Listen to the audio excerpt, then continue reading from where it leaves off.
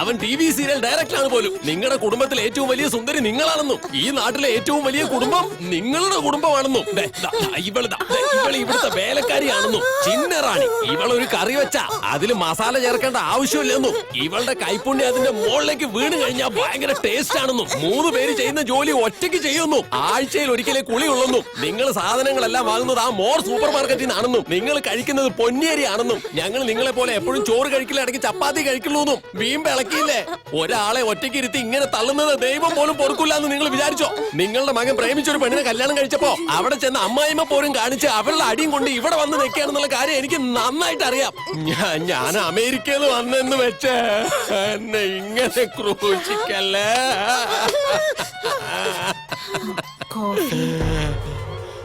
അടുത്ത കുരിശ്